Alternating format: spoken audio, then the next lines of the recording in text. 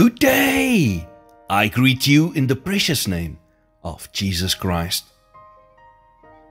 What the enemy means for evil, God can change for good.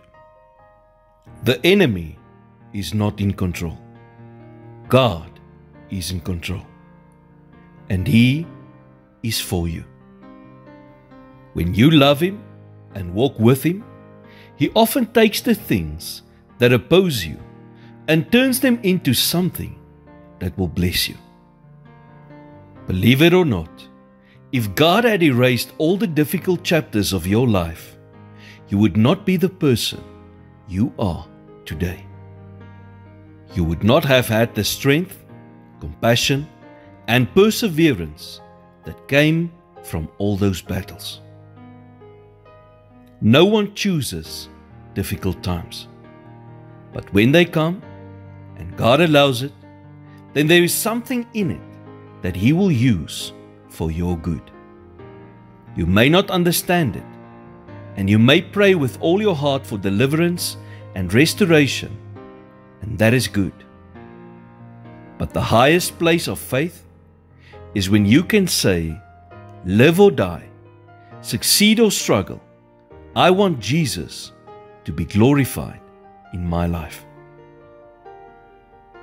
You begin to realize that your world is not held together by a house or a car or a bank account.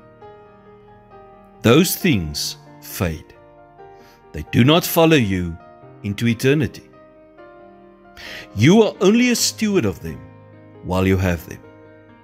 But when you have Jesus, you have the one treasure that cannot be taken away from you.